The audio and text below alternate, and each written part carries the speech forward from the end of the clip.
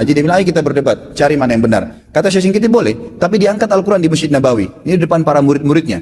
Nih, saya angkat. Kalian percaya nggak Quran ini? Supaya kalau kita berselisih bisa kembali ke sini. Apa kata Syekhnya? Saya nggak percaya. Bismillahirrahmanirrahim. Apa pandangan Pak Ustaz tentang perang Yaman saat ini? Banyakan juga yang bilang itu tanda-tanda kiamat. Apakah ada hadisnya? Perang ini jelas antara Sunni dengan Syiah, gitu ya. Jelas. Sunni itu siapa yang mengikuti sunnah Nabi? Syiah orang-orang yang menolak sunnah Nabi SAW. Orang Syiah tidak mengikuti sunnah Nabi SAW. Mana ada orang Syiah mengikuti sunnah Nabi? Syiah artinya pengikut Ali, gitu kan? Saya sangat yakin secara pribadi, teman-teman kita semoga Allah berikan hidayah yang Syiah di Indonesia tidak faham Syiah itu apa. Kebanyakan mereka tidak tahu itu Syiah. Kalau mereka tahu Syiah, mereka ke Iran dan mereka pelajari benar-benar, itu mereka tidak mau jadi orang Syiah.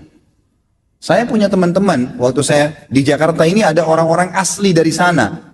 Ya, orang-orang Arab dari Irak dan dari Iran asli dari sana. Dan mereka memang Syiah dasarnya. Pernah duduk sama saya bersama-sama. Jadi mereka itu heran dengan Syiah di Indonesia.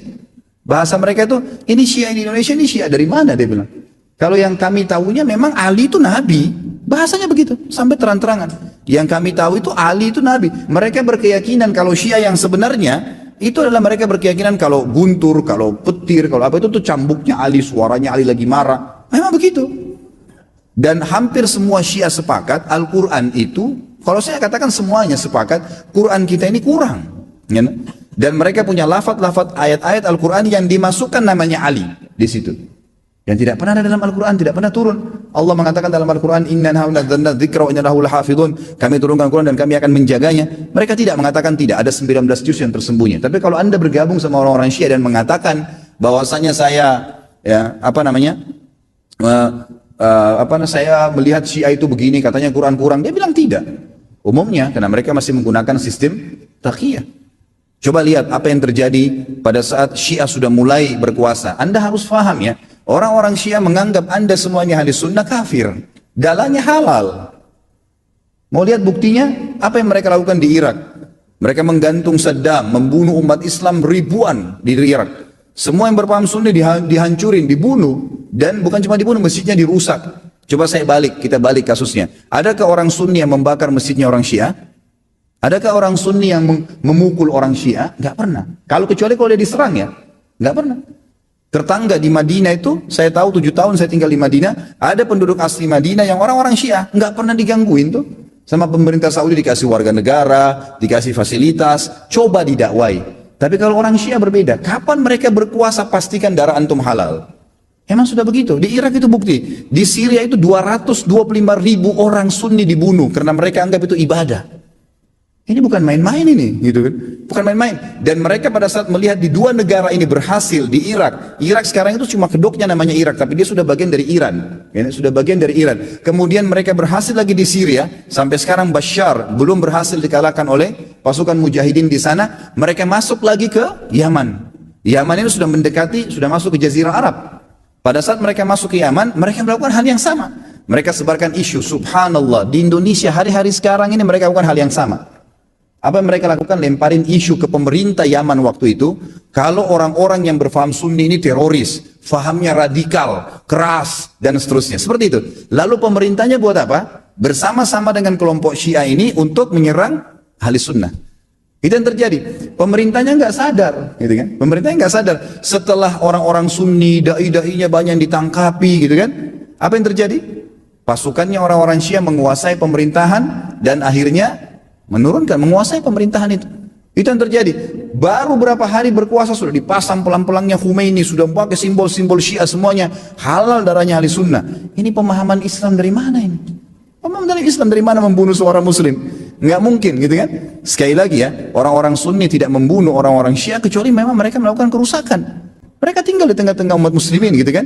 Dianggap bagian dari umat Islam, didakwahin. Orang yang sesat harus didakwahin. Gitu kan pemahamannya. Ya, jadi jelas sekali. Nah sekarang ternyata orang-orang Houtsiyin, istilahnya Houthi itu orang-orang Syiah yang dari Iran, mereka masuk ke Yaman dan mereka membantai kaum muslimin di sana. Mereka bilang apa? Musim haji ini kami akan serang Mekah. Mendengar statement tersebut, kira-kira apa yang dilakukan oleh Raja Salman? Beliau ambil keputusan, ini orang sudah gila nih. Mereka pernah melakukan beberapa tahun yang lalu, kurang lebih 30 atau 40 tahun yang lalu, orang-orang Syiah pernah masuk dari wilayah Persia di Iran dan mereka membantai jemaah haji. Sampai dikatakan pada saat itu darah ya di daerah Ka'bah itu sampai ke betis. Mereka anggap halal ahli sunnah itu. Jadi ini berbahaya, pemahaman dari mana ini, Islam dari mana ini, gitu kan? Nggak ada Islam. Mungkin ini bukan masalah fikih, banyak orang jahil nggak paham. Oh ini cuma karena masalah fikih, sama dengan khilaf antara Syafi'i dengan Imam Ahmad. Siapa yang bilang ini masalah akidah? Coba anda angkat Al-Quran anda dan anda bilang percaya nggak ini?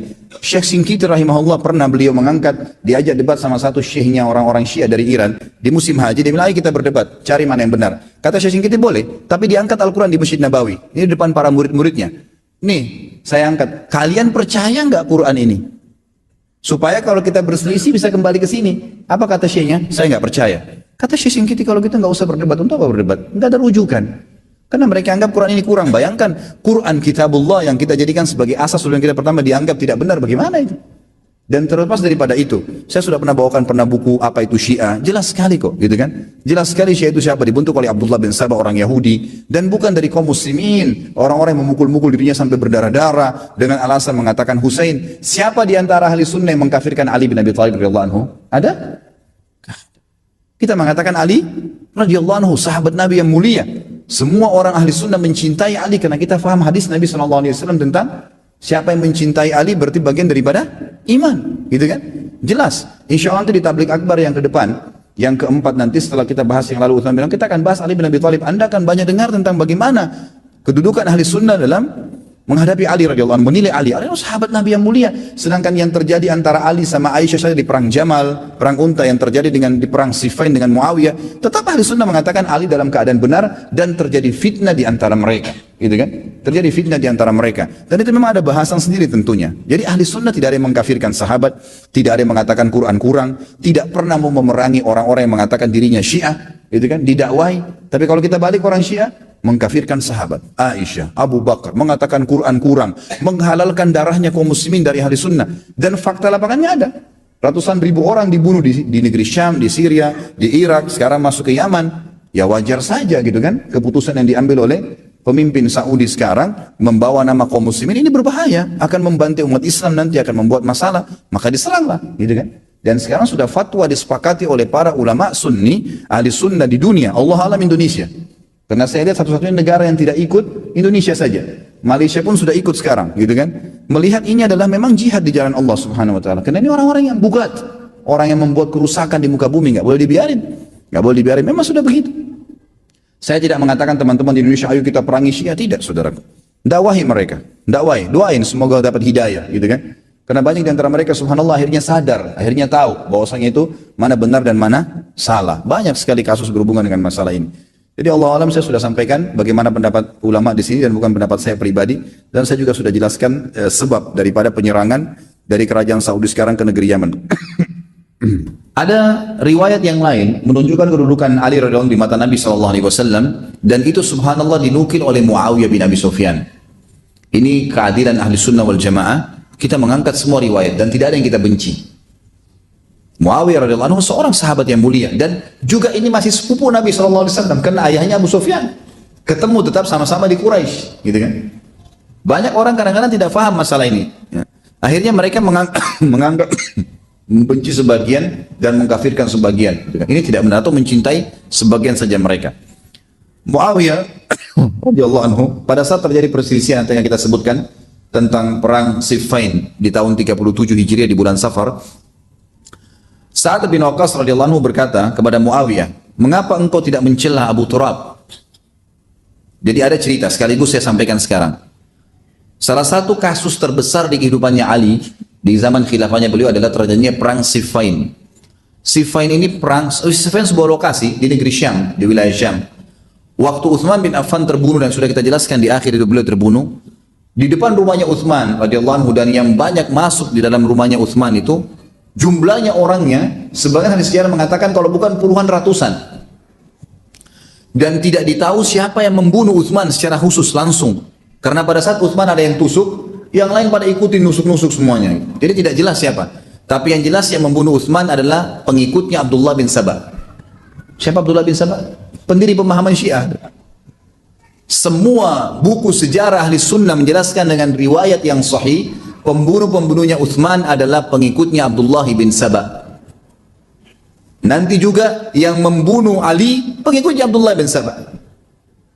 Ya, ini semua orang-orang yang sudah jelas tersebar fitnah, gitu kan? Dan perlu diambil pelajaran teman-teman sekalian. Abdullah bin Saba adalah orang Yahudi yang pura-pura masuk Islam. Dan kita punya lebih dari beberapa riwayat yang menjelaskan banyaknya orang Yahudi yang menyelip di tengah-tengah umat Islam untuk membuat kekacauan. Bukan sekarang ya, dari dulu. Bukan mustahil sekarang juga begitu. Banyak mereka menggunakan nama-nama Islam. Kalau antum belum pernah dengar, pernah ada dua orang Yahudi di zaman keemasan Mesir dulu, khilafah Mamalik namanya ya. Waktu Mongolia masuk, sehingga hanya banyak membantu umat Islam, rubuhnya dinasti Abbasiyah. Nanti kan ada kerajaan besar Islam namanya Mamalik berdiri di Mesir. Itu yang sempat membenteng ya suku Mongolia, akhirnya berhenti fitnah mereka, gitu kan? Di situ pada masa itu pernah terjadi ada dua orang Yahudi pura-pura masuk Islam dan tinggal di Madinah. Kisah nyata terjadi. Mereka dua orang ini dahinya hitam. Kalau sholat di saf pertama, paling rajin baca Quran dan paling suka bantu orang. Itu cirinya. Subhanallah, salah satu Raja Mamalik ini mimpi. Melihat Nabi SAW dalam mimpi dan cuma mengucapkan, tolong saya. Kalimat itu saja. Maka raja ini pun segera ke Madinah, besoknya berangkat, mengumpulkan masyarakatnya, ada apa dengan kalian? Kok saya mimpi Nabi SAW bilang tolong saya? Apa yang saya akan tolong Nabi?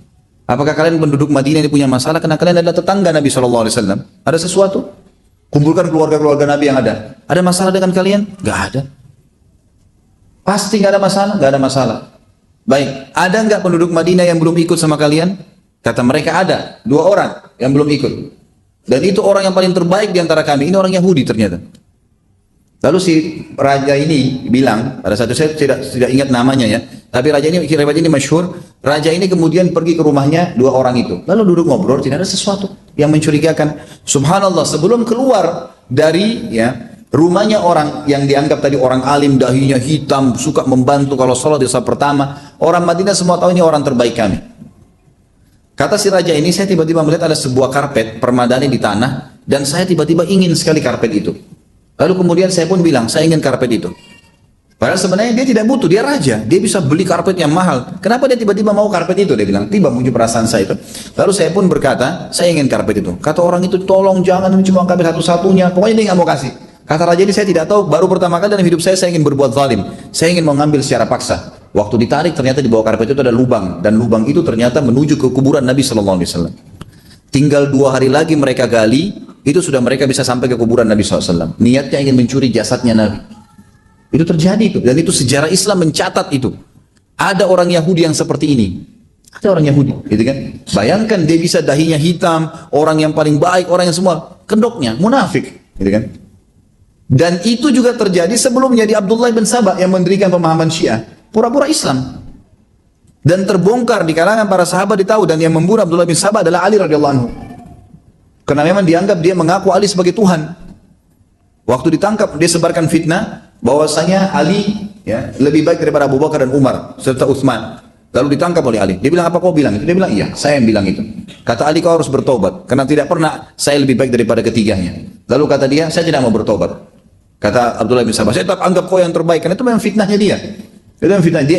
Dia tahu dengan menyebarkan fitnah, dengan seperti ini Ali adalah turunan Nabi, keluarga Nabi, dengan menggunakan nama keluarga Nabi, orang akan fanatik nantinya, dan muncul betul pemahaman itu kan. Maka kata Ali, kalau kau tidak mau taubat, maka saya akan membunuhmu. Kisos. Dia bilang, kalau kau bunuh saya, berarti kau adalah dia, kau adalah Tuhan. Menyebarkan fitnah yang lebih besar lagi. Sama Ali dibunuh. Gitu kan? Sama Ali dibunuh. Subhanallah, sekarang di Iran kuburannya Abdullah bin Sabah ada, diagung-agungkan. Sama dengan kuburannya Abu Lu'lu yang membunuh Umar radhiyallahu anhu. Dibuat kuburan yang mewah, ditawafin, diminta tolong setiap hari. Pemahaman Abdullah bin Sabah tersebar. Orang Islam tidak sadar, gitu kan? Kita tidak sedang membahas individual ya. Individual teman-teman kita yang di Iran, semoga Allah kasih hidayah, banyak tidak tahu, lahir dalam keadaan pemahaman itu.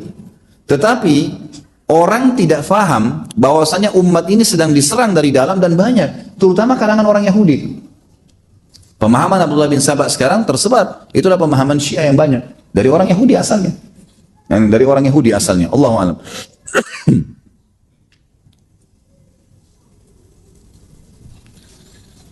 Muawiyah radhiyallahu anhu pada saat itu waktu Utsman terbunuh, dia keluar dari negeri Syam, dari wilayah dia karena dia gubernur. Dia minta agar Ali radhiyallahu anhu sebelum dipilih jadi khalifah, tolong tangkap dulu pembunuhnya Utsman. Ini fitnah besar terjadi. Jangan biarin ini terjadi. Setelah Utsman pembunuhnya ditangkap, kami akan baiat. Ini yang disepakati Ahli Sunnah wal Jamaah, disebutkan dalam hampir semua buku-buku sejarah kita, hampir semua buku-buku hadis kita menukil riwayat ini. Mengatakan bahwasanya Muawiyah waktu itu tidak ingin memerangi Ali. Lalu kemudian Ali pun keluar ke negeri Syam, niatnya untuk berdiskusi dan berdialog dengan Muawiyah, dan itu jelas dalam suratnya Ali yang mengatakan, wahai Muawiyah, kau baiat dulu aku.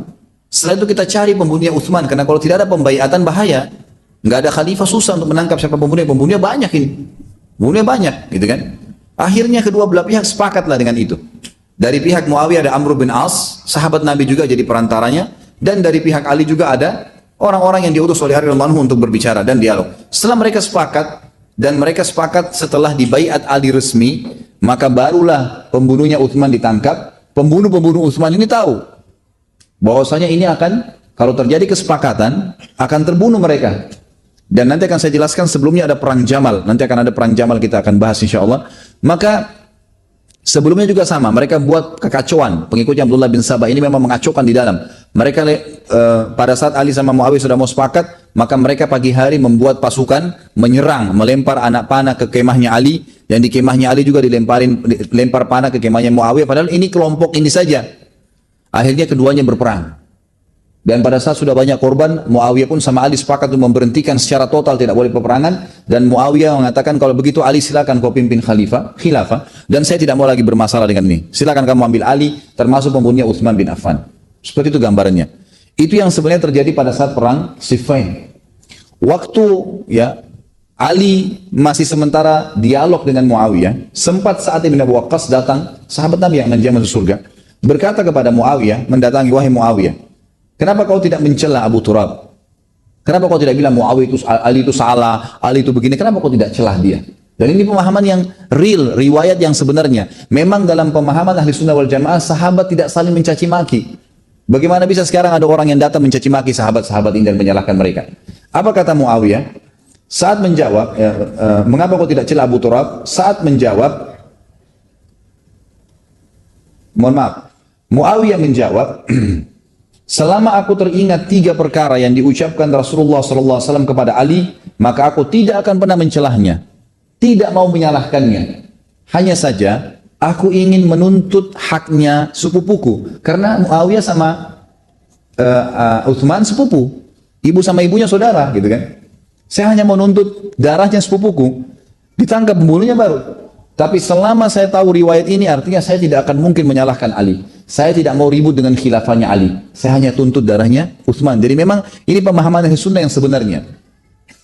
Seandainya aku, kata Muawiyah, selama aku mengingat 3 hal perkara yang diucapkan Rasulullah SAW kepada Ali, maka aku tidak akan pernah bisa mencelahnya, dan aku tidak akan pernah mau menyalahkannya. Seandainya aku memiliki salah satu saja dari 3 itu, aku pasti lebih suka daripada unta merah, kata Muawiyah. Jadi Muawiyah sendiri dalam posisi memuji Ali radhiyallahu anhu, tidak permasalahkan masalah khilafahnya. Dia mengatakan, aku mendengar beliau berkata kepada Ali, tidakkah kau ridha hai Ali mendapatkan kedudukan Harun di sisi Musa? Hanya di sisiku, hanya saja tidak ada nabi setelahku.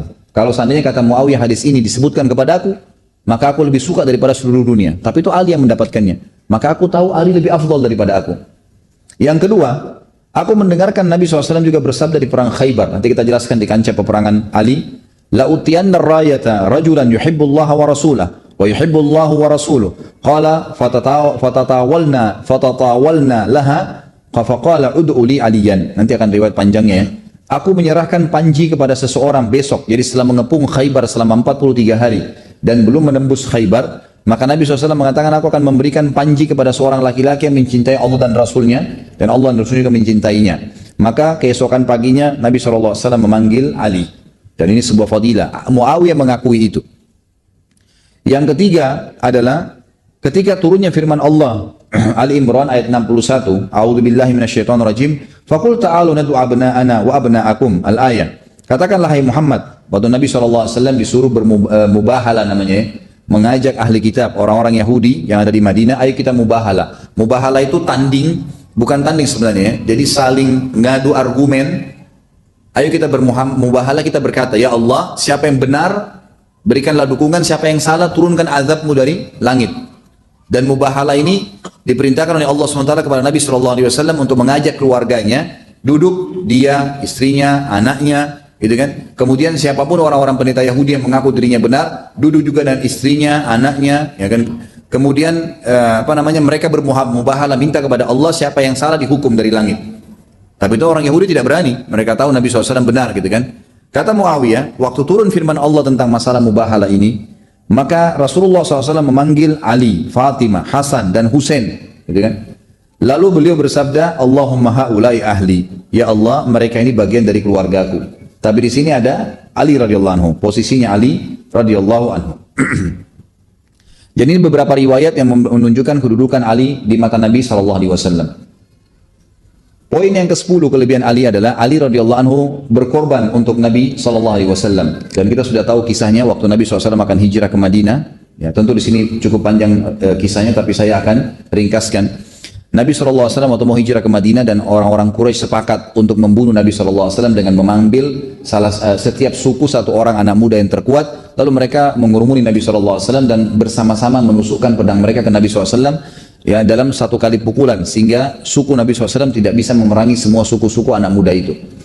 Waktu itu Nabi SAW menyuruh ya, Ali radhiyallahu anhu untuk tidur di ranjangnya dan menggunakan selimut Nabi SAW dan menutup seluruh tubuhnya. Artinya apa di sini? Pengorbanan, ya, pengorbanan. Kalau Ali cuma tidur di ranjangnya tidak pakai selimut, kan orang Quraisy bisa tahu, oh ini Ali. Tapi enggak, memang sengaja dibuat seperti dia Nabi. Waktu Nabi SAW pergi, ringkas cerita, maka orang-orang Quraisy pun masuk ya, ke tempat tidur tersebut. Untungnya dengan hikmah Allah SWT mereka tidak langsung menghantamkan pedangnya. Mereka mengetahui selimut Nabi SAW, mereka mengetahui tempat tidur Nabi SAW. Waktu itu mereka membuka selimut tersebut dan mereka kaget menemukan tempat tersebut. Dan Ali berkata, segala puji bagi Allah yang telah membuat amanah ini aku jalankan. Jadi termasuk masalah kezuhudan. Beliau tidak ambil sedikit pun dari harta itu. Disebutkan dalam riwayat yang lain, pada saat beliau memimpin, beliau sempat memindahkan kepemimpinan dari Madinah ke Kufah. Khilafahnya beliau di Kufah, di Irak. Dan di Kufah telah dibangun oleh masyarakat Kufah istana yang besar untuk beliau. Pada saat beliau melihat istana tersebut dengan singgasananya, Ali cuma disuruh masuk untuk jadi raja saja di situ, gitu kan. Maka Ali pun berkata pada saat itu, istana kesombongan, aku tidak akan pernah tinggal di tempat seperti ini. Lalu Ali lari seperti dikejar oleh hewan buas dari istana itu maksudnya. Jadi Ali nggak mau, dia tetap tinggal di rumahnya saja. Ali radhiyallahu anhu dikatakan juga bentuk kezuhudannya adalah beliau menggunakan jubah yang dibeli di pasar dengan harga 3 dirham. Dia mengendarai keledai dan dia berkata, biarkanlah aku menghinakan dunia ini dan jangan gantikan aku dengan yang lainnya. Imam Ahmad bin Hanbal berkata, khilafah tidak bisa berimbang dengan Ali. Sebaliknya, Ali juga tidak bisa berimbang dengan khilafah. Artinya Ali terlalu mulia untuk menjadi seorang khalifah. Kalau ada tingkatan di atas khalifah, maka tentu dia lebih pantas. Sufyanus Tsauri rahimahullah berkata, Ali tidak membangun sebuah bata, tidak pula kayu di atas sebuah bata, sekalipun biji-bijiannya didatangkan dari Madinah dalam sebuah kantong. Artinya Ali tidak pernah bangun rumah selain rumah yang dia miliki dari tanah liat, tidak pernah dari kayu ataupun dari batu, tidak pernah. Dan beliau tidak pernah minta pesan secara khusus, bolong datangkan dari Madinah biji-bijian ini, kurma ini, saya pengen makan, tidak pernah. Apa yang ada itu dimakan.